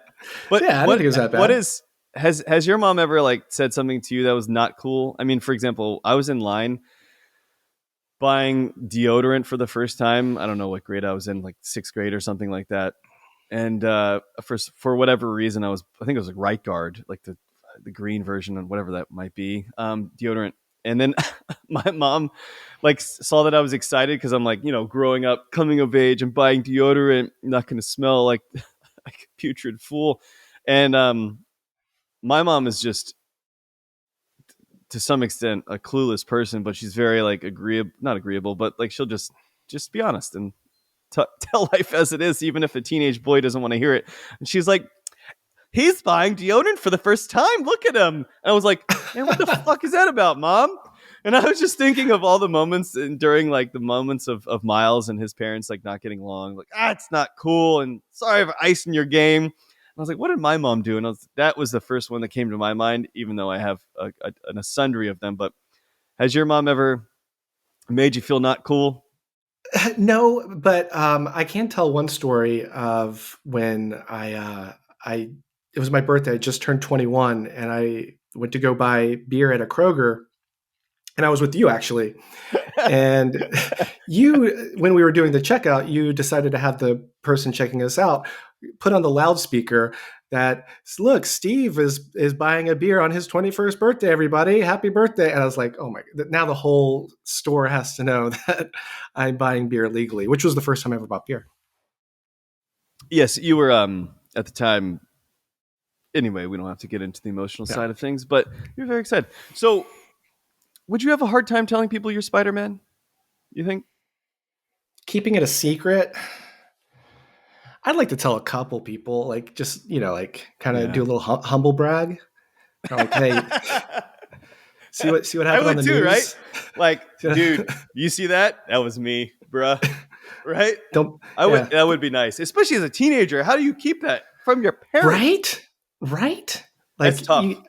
You know? I mean, you're in the It's papers. Your host, yeah, you gotta let a few people know, especially like the crush. Like you got a crush on somebody. You're like, hey, did you see Spider Man on the front page? I took the photo, and that's me. yeah, yeah. That's fair. That's good. That's really good. Um, yeah, I have a few other questions, but Your Honor, I I have a question for you. sure. Do you like chai tea? I like chai. Um, I do, and I spent a couple weeks in India in like a couple different times in my life. And one, and I still like chai, but with that said, there was a moment where I very much didn't like it, and I'll give you the example. I was just visiting a lot of people in this neighborhood I was staying in, and this Indian community was very nice to me, and a little too nice, because every house, and I went to see like five different people, and every single house they're giving me chai, and for the first two rounds, it was like delectable, and it's of course going to be rude if I don't drink the tea, and I got to like three, four, and five. I'm like, I don't. I'm starting to feel sick. Like I don't need any more of this. So there was a moment where I could have Did you said, have or I a did did you have a say, chai? Do you have a chai comeuppance? no. Is it like, As you know, I have a iron gullet, if you will, and so I yeah? don't often vomit. What about you? Um, Tasty? I like dirty chais. I like doing chai in my espresso. Um, in this movie, I didn't know that chai tea was repetitive. I didn't know it was Hmm. TT. But it's kind of like the baseball team, the Los Angeles Angels, Oh yeah, yeah. the Angels No, Angels. yeah. Well, um, I have a final question for you. I have another. I guess you can go into your stuff, but actually, my last question is, once you get done with your statements and quizzical moments, what else you got, my friend? So I was trying to find like an ember moment, because this film is so, like I said, so kinetic, so fast paced, and I'm gonna Frenetic do at times. frenetic. Yeah, frenetic. I'm gonna do probably the most. frenetic part of the movie, which was the chase scene through Nueva York, Yeah. where Miles has to escape and outrun all of the spider people. So he wasn't invited to this elite force. He finds out this elite force is filled with thousands of different variations of Spider-Men, and he's the only one that can get away from every single one of them. I think he deserves to be there, don't you? I think so. Yes. Right? But yeah, I mean that chase scene was great. It was fantastic. It was fun to watch. I just watched a clip of it again on YouTube, and it's just it was I was enraptured by it. All the little funny moments. You see Spider Horse, Spider T-Rex, Spider Cat, Spider Therapist. You see it all. And how that are you playing audio? No. I don't have. How that I don't have started it on. with which you actually didn't get to, surprisingly. My second favorite part of the whole movie was actually the Spider-Man meme where Yeah. they're like, you, and then it went like to an nth degree. And since there's of course like spider creatures everywhere, including a T-Rex, you, and it's just like a full minute basically of that. And Yeah. that was hysterical. I thought that was so funny. Like the meme is actually coming to life, even though it's already come to life with who's played Spider-Man in the past physically, but I thought that was hysterical, especially the T-Rex. The T-Rex blew my mind. I was like, this is laughably good. The crazy thing is I'm pretty sure every single Spider-Man, Spider people that they created and put on the screen has been in print and video or in video games or some form of creation prior to this film. Uh, And Amazing. there were some weird ones. Like weird ones I'm like, I clearly don't. I mean, I don't know where the T-Rex came from. And I started thinking, I was like, did it get bit by a spider? And then I was like, what spiders existed during the Jurassic period? Big And ones. there was one spider. It actually Arachnid. wasn't big. And I couldn't find a particular spider. But anyway, it was very funny. Yeah. Yeah. Also, Spider Horse. Like, why does he need to wear a mask?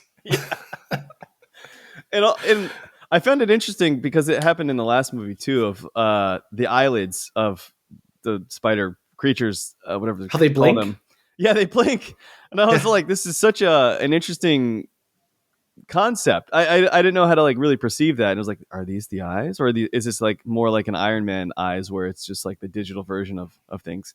But I just like the opportunity to change something new. But I would overall there was a blinking scene of a first person view blinking scene which reminded me of Enter the Void, which I think is a Japanese set movie from like 2009. At the end of it, it gets a little mind numbingly tasking if or it just becomes too much where you're like blinking because you're the first person. But the shot that they took from this was unbelievable. I actually have a quote for you that I loved and I laughed out Okay. loud where um I can't remember even who said this, but they said, "Welcome to Helvetica, Spider-Man." And then there was a pause, and I was like, "That's not good enough." I mean, that's okay in and of itself. Helvetica, a font, Font. making Yeah.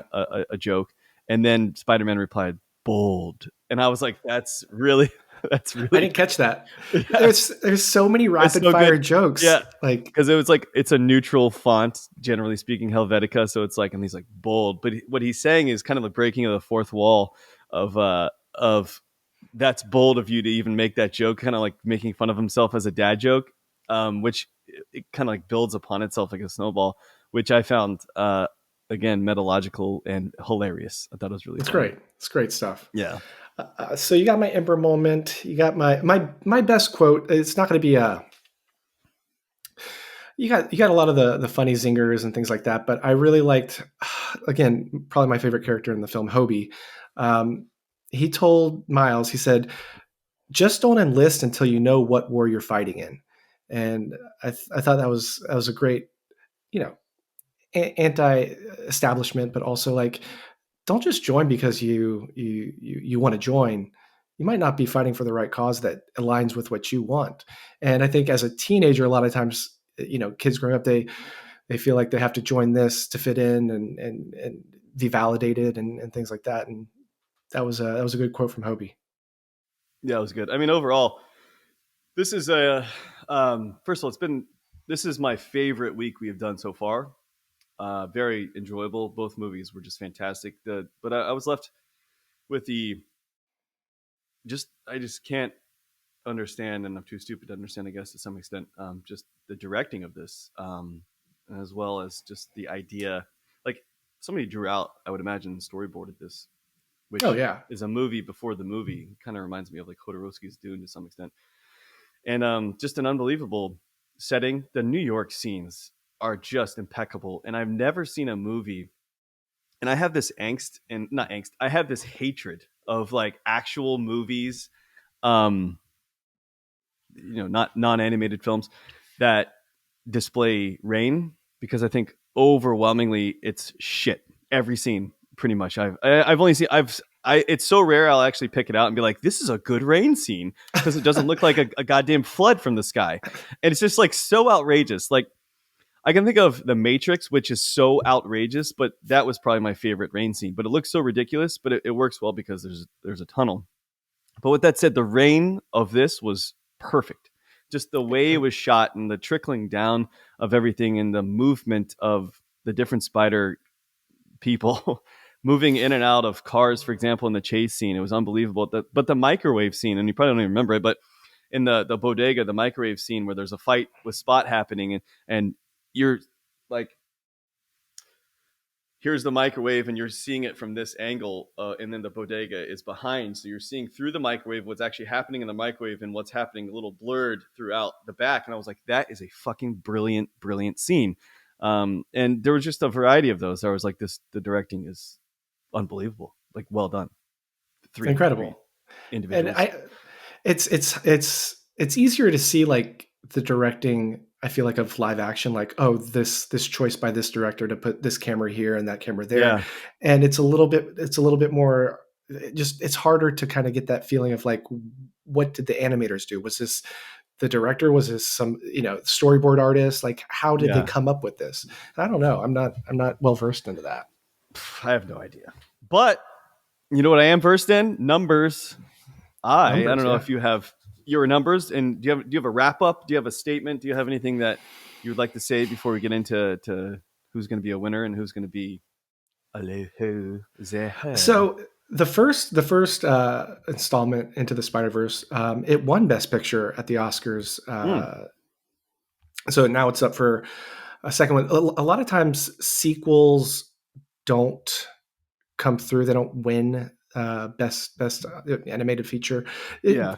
This award was only started back in 2007. The first recipient was Cars. Um, Mm, wow. and a lot of times you never even got animated films to be nominated for Best Picture. Obviously, that didn't Yeah. happen. I think the first time an animated feature got nominated for Best Picture was Toy Story 3, but that's when they included 10 films instead of like the typical 5. They Sure. expanded it, but that's not a closing argument. I don't Did really you have a like closing. Did you like Spider Man? Did you like the Into the Spider Verse 1 or 2 better? Gosh, that's tough. That's Mm, tough. I feel like I liked the cast of characters more in the first one mm, with Spider Pig yeah. and Nicolas Cage's film noir Spider Man. Like I really enjoyed that, but I think I like the story better in this one. I like the story. I think the directing of this was better than the first. I think the story was better, in the first than the second.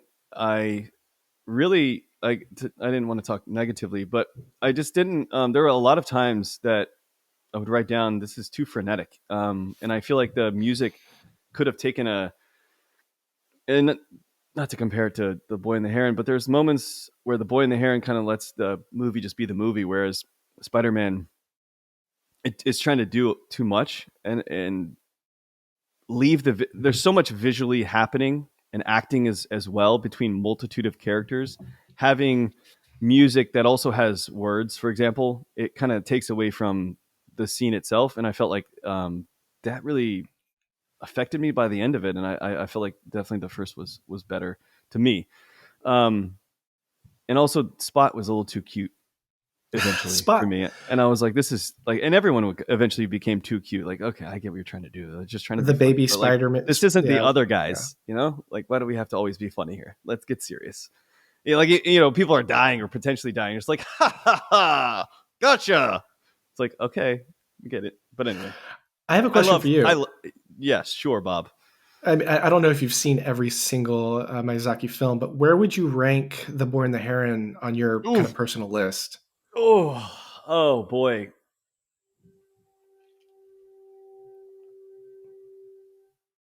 It's tough. Top I five? I think man, I don't know, because the Ghibli movies really do it for me. Spirited Away, I would definitely put at number one. And to be honest, like, as excited as I was to watch this movie, I would have to put every other Ghibli movie at like at number five, and just Spirited Away from one through four, pretty much. I mean, it's just the magnitude of Spirited Away. I've seen the first time I ever saw it. I watched it again that same day, and then I think I watched it a third time that same week, and I've seen it I don't know how many times since. But it's going to be tough. It's going to, I would imagine, impossible to beat that movie. I think it's a perfect movie. I don't know. Any which day. I am a person, as you definitely know. I'm a list person. I can create lists for everything. I have a list of top 500 movies. I have a list of top 25 songs, bands, everything you can imagine, books. And this is just one of those that you get me on the right day, and I could put it's never going to be number one, but I would say as of right now, probably like a two or three. Yeah, probably third. But I have a feeling. I have a feeling that The Boy and the Heron got to rewatch it. will. It's going to be very rewatchable, but I feel like it's going to gain esteem over time. I Yeah, feel like in 10 years, we might be talking about this. This might be better than Spirited Away. Like, no, give it some time. Give it some time. maybe I would agree, but it's not going to be. I've watched Spirited Away, as you know, not far off the age of now. I first watched Spirited Away probably only 5 or 6 years ago. Um, yeah, and so I Another was question for you. similar age. Yeah. Uh, at what age would you show your child The Boy and the Heron? Like, what do you think is kind of appropriate, or I where mean, they I'd would go cut 7, 8. Yeah, seven, 6, eight? 7, Yeah. 8. Yeah. I'm pretty early on things. I mean, we were at 4 showing Lion King, just at barely 4. We're deciding how we're going to discuss Mufasa's death, and now she just wants to watch Mufasa fall from the rock. Like, just did he break his bones? What happened to him? Those are all It's just, legitimate questions. now it's become very strange. I had one last question in regards. I'm glad I remember this, in regards to your movie, and so, and maybe this is going to stir up nonsense of the anyone watching this. Why do you think, I should frame it this way? Do you think the way Spider-Man occasionally floats in the air with arms out like this and feet up, do you think that's an effective way of floating or flying or whatever he is doing? I have an answer for this, but I would like to hear what you have to say. I think it depends on where he's trying to go and at what speed. I think if he's trying to fall fast to, maybe Mm-hmm. catch something that's falling, he's going to angle himself like, to get the least wind resistance as possible. Now, to glide, I think you need to kind of like tilt your chest up a little bit more, put your arms up a little bit more. Sometimes those Spider-Man people have the little webbing right here under the armpits. That'd Yeah. be good to have as well if you want to glide, but it just depends on what you're trying to do and how fast you're trying to go.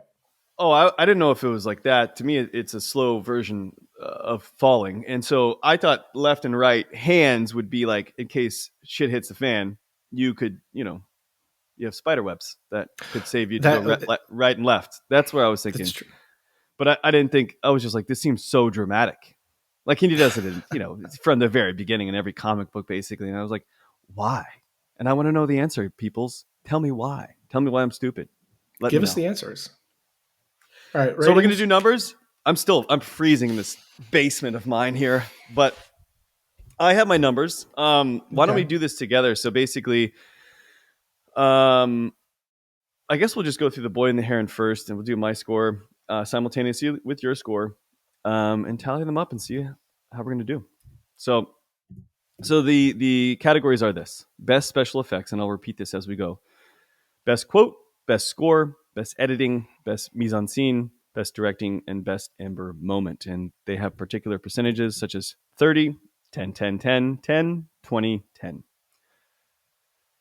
So, people, best special effects, I'm going to say, primarily because, and you don't have to explain each one of these, I love the special effects of, and not necessarily just more of the idea of the special effects. So I gave The Boy and the Heron an 85 for special Perfect. effects. I give it an 80. 80. So best quote, I love my quote that I chose, and so I was deciding for that, and I gave it a 95. I gave best quote a 90.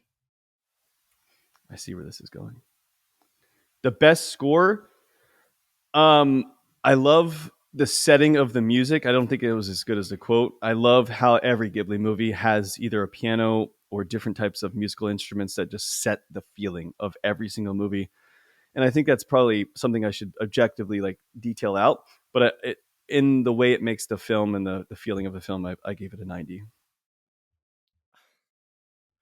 I gave best score an 85, and the only reason I docked it a few points was because that first part with the piano at the first 50 minutes, it like was so soothing and relaxing and almost put me to sleep. And I Had it actually have over this past week played the soundtrack before going to bed to at fall night. asleep. Yes, and it's fantastic. That's but keep in mind I think that was the point of it, the dreamlike state of what is reality and what is Yeah, I think that's a fantasy. feature, not a bug. Like I think Yeah. it's part of it. Editing. So the editing, I think at times was a little misshapen. It kind of bugged me occasionally, but so I gave it an 85. But I do like the editing and how they were presenting things. I gave it an 80. Got it. I see where this is going. Mise-en-Scene, I gave it a 95 because I just thought there were so many moments where it just represented everything. Same score. 95. Best the directing gave a 90. I thought it was terrific, but I think it wasn't as good as Spider-Man. I give it a 95. I thought this is Miyazaki's magnum opus. This is his apex mountain. Like I think it was amazing. Ember Moment, I originally had it as 100 because it was so powerful to me, but I gave it a 95 because I just don't want to start giving out hundreds, and I'm sure my score, kind of like Dave Portnoy's when he's first doing pizza reviews, he's giving out like nines and stuff. So we'll average down. I would imagine after this, but 95. I gave it a 90. The scene that I kind of chose for my Ember moment was the scene where he's deep in the castle and he sees his stepmom giving birth, and all of the little wind ribbons are kind of coming around, and she's saying like, I don't want you. And that was super powerful for me. That was powerful. Yeah. Um, But that was that right there was his one of his biggest fears of being rejected by his new mom, because he went to go search for her. He wanted to gain acceptance, and for him in his subconscious, that was the fear coming. That was his nightmare. Um, Fantastic the way that they animated that. all right, so over to you. We have Okay, one more cool. movie to go. To special effects. So we'll do you first. Yeah, special effects. I gave this a 95. I thought this movie is basically uh, a, it's a trailer. Like it's just fast going, and everything is so visual, and it's we don't even know how they did it. Like I can kind of see Yeah. how Miyazaki did his and drew his, but this it blows my mind. Same. 95. 95. Yeah. Best quote.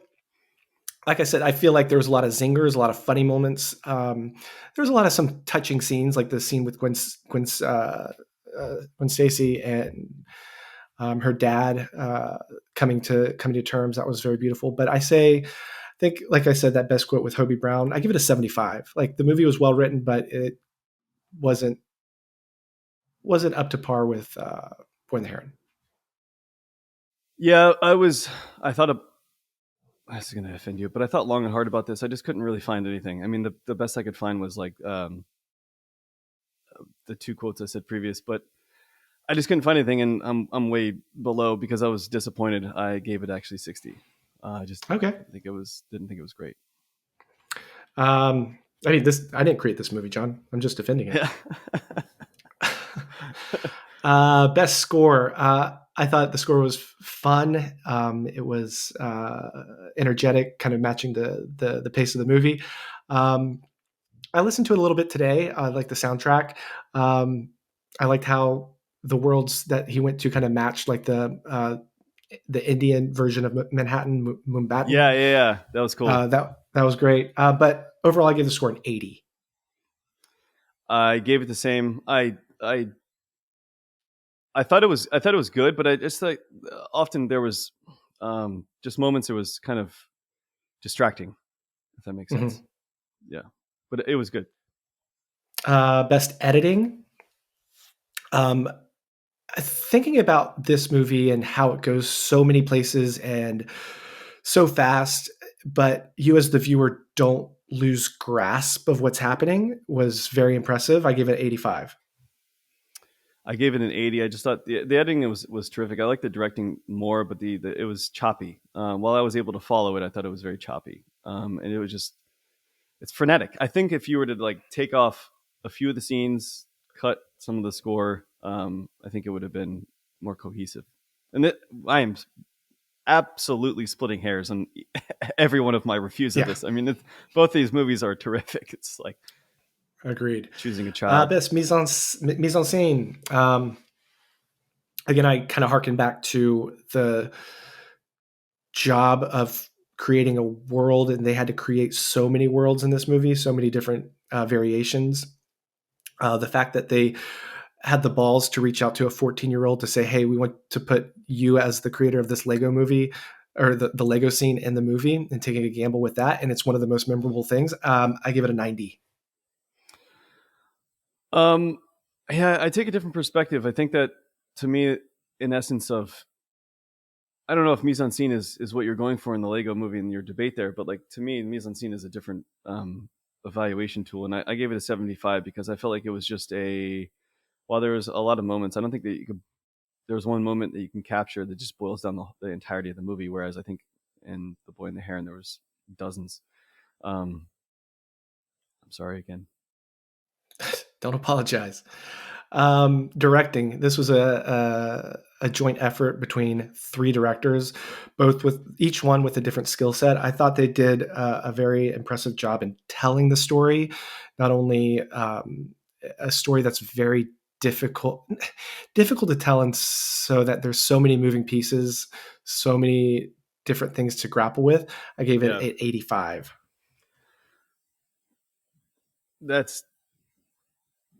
I'm disagreeing with your own movie. I mean, I gave it a 95. I think the directing was fucking unbelievable. I think that was actually the best part of the entire movie itself. There was a lot of things to go into, but the directing was crazy.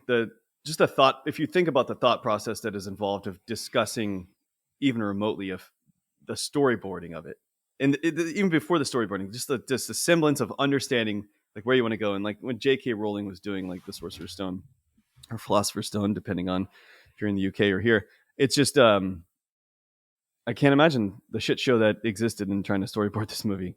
So I gave it a 95. I thought it was the best part of the whole thing. The reason why I did read, and this is on the Wikipedia page, that there was allegations of workers being not abused, but maybe verbally abused to meet deadlines and things like that. That a movie, it's every movie is. Come on. I know, but I Come guess it on, was what are we talking newsworthy about? at But that that doesn't sense. have to do. That shouldn't. That you shouldn't take. You're like debating what the author has done, in real life, opposed to just looking at the work itself. Come on, we're debating the work itself. You can't be doing this. Anyway, I give 95. Cool. So Ember moment. Best Ember moment. My Ember moment, like I said, was that chase scene. I rank it up there with the French Connection, the Italian Job. You know these classic chase scenes it was just fantastic. I give it an 80. Yeah, it was awesome. But I gave it a 70. I didn't think it was. I don't know. The directing was terrific. Yeah, I give it a 70. So Do you have a spreadsheet that you plugged all these into, or no? I do. Yeah. Oh, what are we looking like? What are we at? Who's going to win the Oscar? Oof. This is a very different story of this discussion of like, what do you want to win, and what do you think will win? Such as, if you ask people like, what is your favorite movie of all time, or what do you think everyone else's favorite movie of all time is? And Godfather, one or two, is up for that discussion. But what do I want to win? I definitely want The Boy and the Heron to win. I'm completely biased, admittingly. With that said, I do think. With that said, I should watch all of the other movies It's true. Yeah, for the it's true. sake of, There's of what. watching. So I don't think I can objectively analyze it. But if I had to guess, I think The Boy and the Heron will win, only because Spider-Man won the first time, and the Oscars like to be cute with things, regardless of the fact if they think who should win or not win. I think the directing of Spider-Verse was, I don't know, like if this were an actual movie being shot, first of all, it would be impossible because the shots, but it was Yeah, unbelievable in the directing.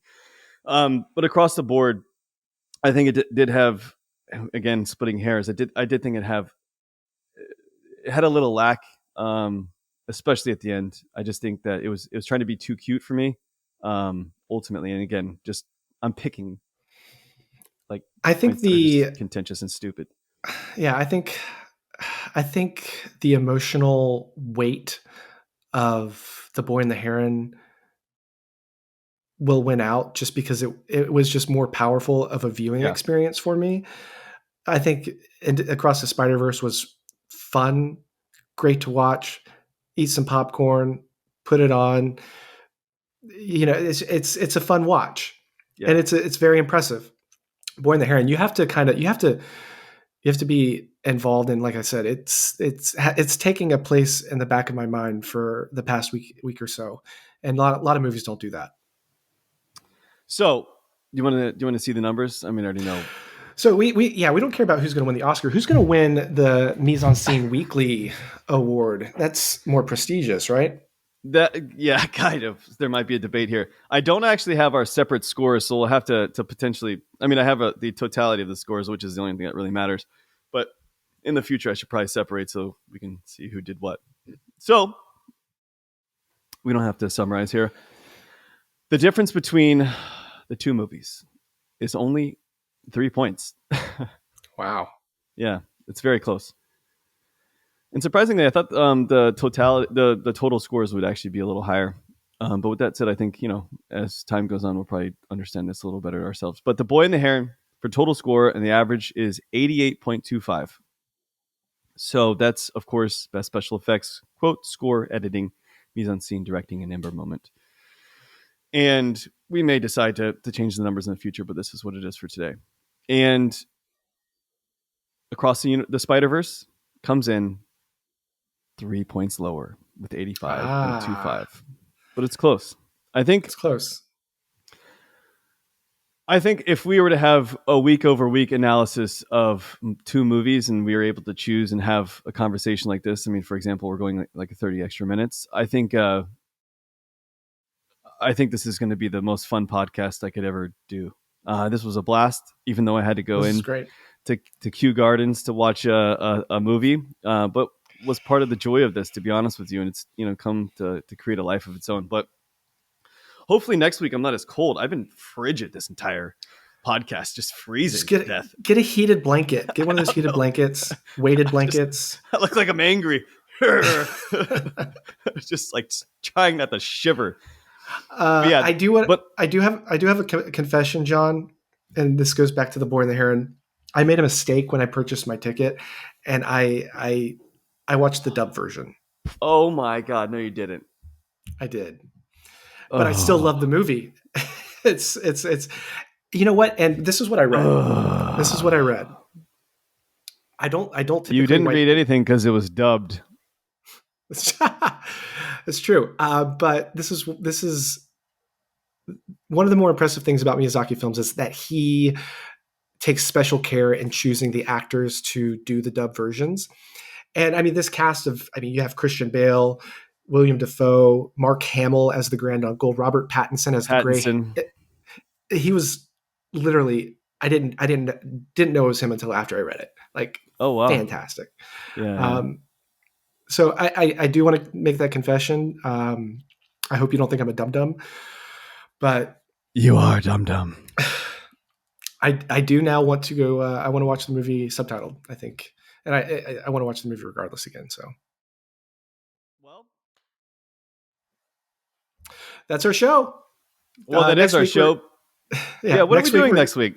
Next week we're going to keep up with the Oscar theme for one more week. We're going to pick the film that we want to win Best Picture, the one that we're rooting for, right? And that's Rooting what we're looking for for. a very, very key difference here. Not the one that you think is going to win, such as we just discussed, not now.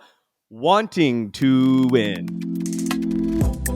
That's what we're going to do. Follow us on all socials at Scene Weekly.